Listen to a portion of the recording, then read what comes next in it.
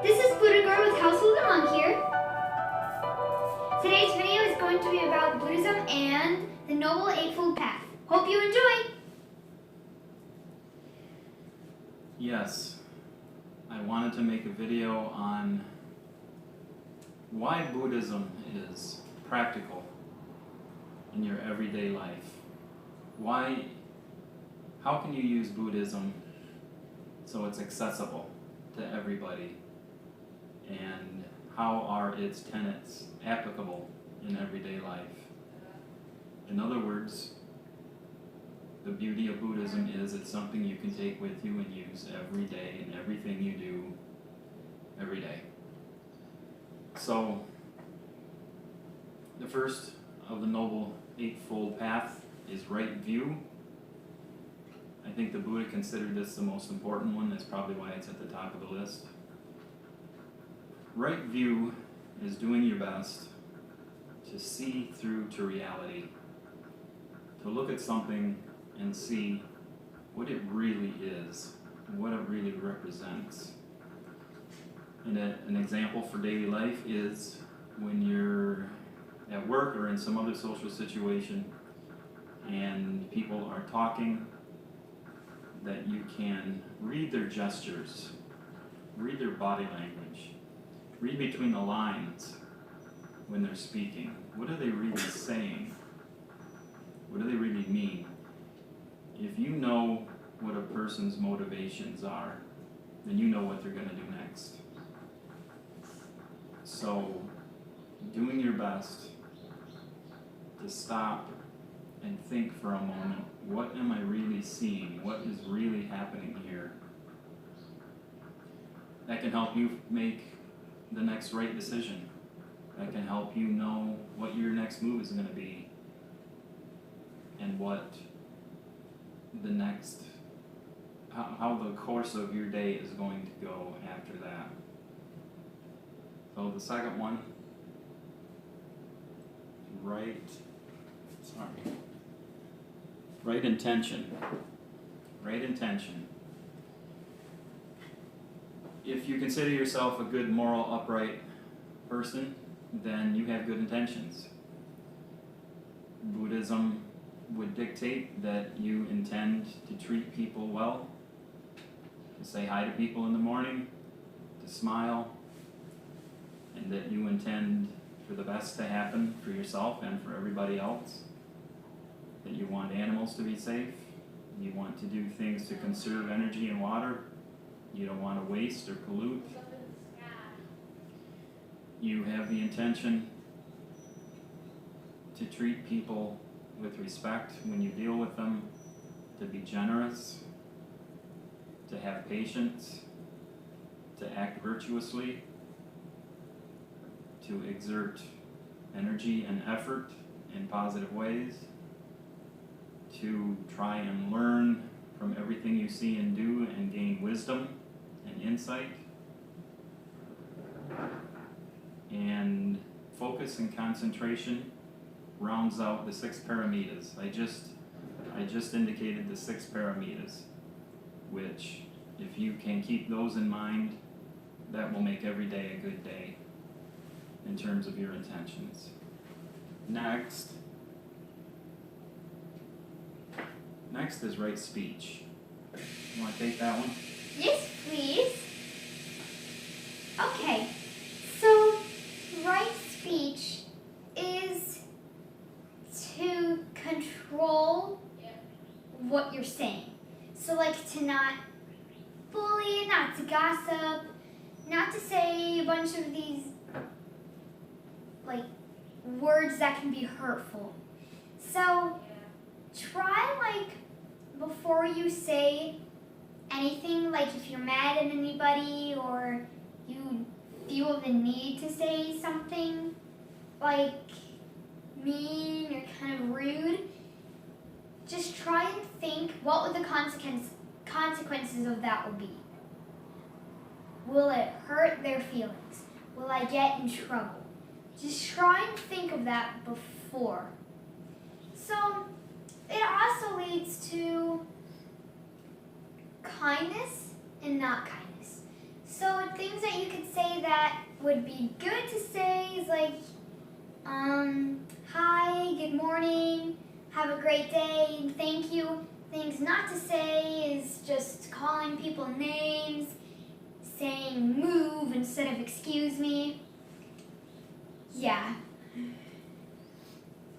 Very good, very well put. Right speech has the power to bring people together or the power to cause wars or to cause a break in the Sangha or to cause groups of people to separate and break alliances in the workplace or in other social situations.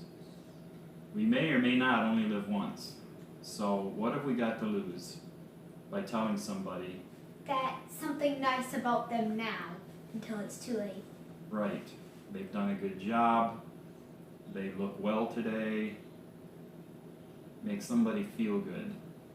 The idea of the Noble Eightfold Path and the Six Paramitas and Buddhism in general is when you do follow these steps that you're reducing your own suffering. That's what Buddhism is really based on, is to reduce suffering.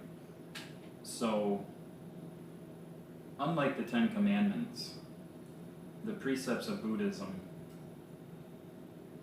are there to reduce suffering for everybody. Okay. Next, right livelihood. This is a good one. I'll let Buddha Girl take this one. Thank you, householder monk. So, right livelihood is about the right kind of jobs and the wrong kind of jobs. So, right livelihood is also about making sure you're making the right decision about how to spend your life. So, like, what kind of job you have so that you're happy and you feel confident and good about whatever job you have going there and having fun, instead of having to go somewhere and you're not going to have fun all day and you have to be stuck there. So some of the kind of good jobs that it would seem is maybe working as an artist, maybe like a musician or a singer, tons of other good things.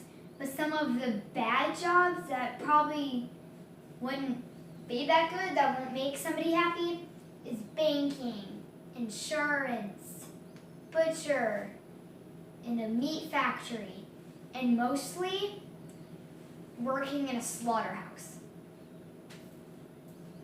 That's right, and the Buddha also mentioned some specifically, such as selling weapons, selling intoxicants, banking on Wall Street. That's a big one with me. I think banking is evil. We do need banks for certain purposes, but the interest rate and the way we're taken advantage of by banks is called usury, and I consider it evil. I would say even so far as to say that selling ads on television, commercials on television that sell a product that makes you think, they paint such a great picture of a lovely family and their beautiful house that's been made up to look like a fantasy world, and it looks like the maid works 24/7 and there's no junk or papers or kids' school bags or shoes or anything sitting around, and they paint this lovely picture. I think that advertisers know that takes a toll on us psychologically. We are more likely to be interested in that product instead of seeing what's real, instead of right view, instead of seeing reality. We all know families aren't like that.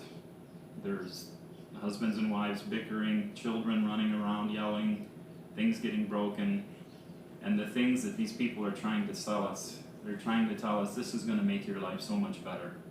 When it really does. That's really what the bottom line is. They're trying to make us think, you can't live without this. You've got to have it. This is going to make your life such higher quality. And we all have some of these devices. Electronic devices is a big one. We don't need a Lexus sitting in our parking lot, in our driveway.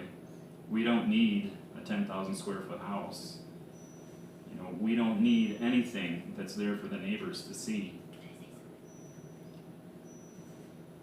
Simplicity and minimalism are key to happiness. Once again, to reduce suffering. A lot of people are in debt because they have that expensive car and they have that big house. They have a lot of bills to pay and they have to spend a lot of time thinking about money.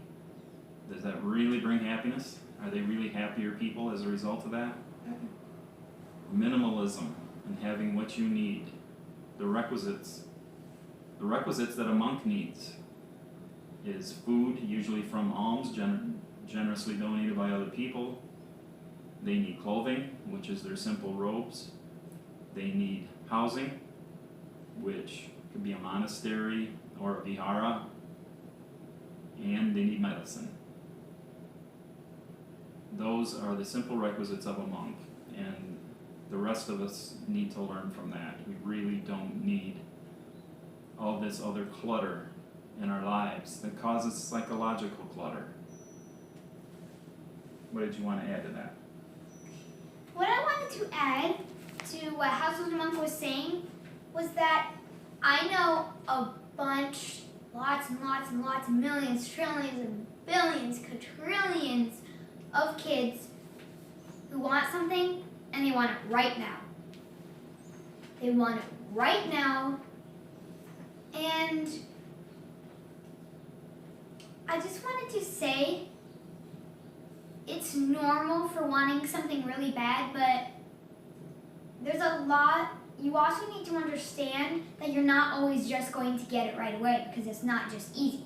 And you also need to understand and always ask yourself this question, what is more important? This toy or something I want, or my family and that I even have any toys or anything at all? You should always ask yourself that question, and the answer is you and your family is more important. So just always remember that. Yes, and to go back to the original topic of right livelihood, it's basically having a job or a career path that is helping those in need, or at least not harming anyone. And if you have a career path that the end result is harming someone by selling all these things we just mentioned and by killing animals, then I think that will result in a higher stress rate. They already know that people that work in slaughterhouses have PTSD and are on the brink of suicide in many cases. They are extremely disturbed people that work in those types of places. So, right livelihood. And I think I can go on to the next one. The next one in the Noble Eightfold Path is right effort. And as I mentioned before, energy and effort are one of the 6 paramitas, so this is very important. Buddha girls are going to go over right energy and right effort.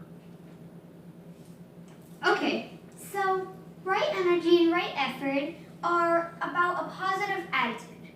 So not making it so every day when you go to school and work, not being in like a bad attitude or something, like not wanting to go. Just think of positive things. That, today might be a great day. Just think about fun things that you're going to be doing or fun things that you did do. So that is the right attitude. Also say for going to school, think more about of things fun that's gonna happen. So like, oh, I don't have any homework or something. Don't just think about, I'm gonna tell her Wrath, I'm gonna tell him off for something that they did. Don't think of that because that is completely not following all of the Buddhist precepts and rules. So that is what I would say right the positive attitude and right effort is. Now I will hand the microphone back to Householder Monk. Yep, very good. It's pretty much exerting the effort to make all those right intentions happen. You were talking about intentions mostly, but it's exerting the effort to make those things happen. In a work situation, exerting your energy and effort by scheming and planning and politicizing is not an example of right energy. Right energy is how you're going to go in, positively deal with people in meetings, and positively sit at your desk or whatever you do and have a good attitude and work on your tasks. Right effort has to be guided by right view and right intentions. I think that's what we just said. You have to have right view so you know what you're seeing, what you're dealing with, and what people are saying, and what it all really means if you contemplate it. So, wrong energy and effort is basically doing something that leads to no good. It's not going to help yourself, it's not going to help somebody else. And right energy helps us to clear our mind of unwholesome thoughts and defilements. It helps us to, we utilize our energy positively, it helps us to clear our mind and empty our mind, basically, of anything that would cause us to take actions that are not positive, that are going to lead to no good. Having right energy and effort prevents dullness and drowsiness and states of mind that do not allow us to function productively. You can remove doubt. Right energy, moving forward and keeping busy in a positive way, removes doubt, and you think about what is and what can be, how you can make something happen for yourself and for others. So the physical part of right effort and right energy is getting up in the morning. It's hard when you dread your day and you're not looking forward to those meetings and you're not looking forward to something like a presentation in class or something like that. It's getting up, it's getting motivated. For me, I get up at 5:30, even though I don't have to get up that early. Even if I'm not looking forward to my day, I still enjoy getting up in the early southern Arizona air. And I have to get my kids motivated, I have to get their lunches ready, I have to get my wife out the door for her job, and then I have to get ready for my job, and then I have to drop the kids off at school, and then I have to make an hour drive to get to my work, and then I have to have the energy to restart after I've done all that and have a positive outlook and be diligent in what I'm working on. I have to have positive energy to deal with the other people at work. So I think that takes care of effort. So you can see I have some notes here. There's a couple of these topics are so important, I don't want to miss some of the key points, but there is a good book on this topic. Can I read some? Tell them what this book is. This book that Householder Monk has in his hand right now is The Noble Eightfold Path, The Way to the End of Suffering, from the Bhikkhu Bodhi. Yeah, this is written by Bhikkhu Bodhi, who is a very wise and knowledgeable monk, and an excellent translator as well. Many important texts have been translated by Bhikkhu Bodhi. So the last two on the Noble Eightfold Path, I kind of put together. These tend to get grouped together as speech, right action, and right livelihood fall under the moral category. Right effort, right mindfulness, and right concentration fall under the right concentration category, and right view and right intention fall under wisdom. So the last two are right mindfulness and right concentration, and I kind of put those together. And in the notes I was making, I think I came up with some important things, so I'm kind of going to read through this. Right mindfulness is a search for truth. It's awareness. It's paying attention. And it's suspending judgments and bias. It's suspending interpretations of what's going on around us based on assumptions. And these things under the category of mindfulness are about the mind's perception of phenomena. In other words, going back to what we said before, what are we really seeing? What's really happening? What is that person really saying? What is that person doing? And right mindfulness clears our mind so we can see through to that reality. And if we have the right intentions, and we will take the right action and energy, and positive things come as a result. The right mindfulness prevents us from being a victim of illusion. So this is how we can get the wrong idea about the things around us. Because if we don't have right mindfulness, we can achieve serenity through right mindfulness and contemplate our world as it really is. So that helps us realize how we feel. This isn't all about contemplating phenomenon. Really, when you get to the bottom of it, it's about how we feel. How do all these things happening make us feel? How do those people make us feel? How does the action I just took make me feel? And that is something to contemplate. Why do I feel this way? Why is this on my mind? Right mindfulness puts us in the correct state of mind. And the right concentration goes along with that, focusing on the bottom line,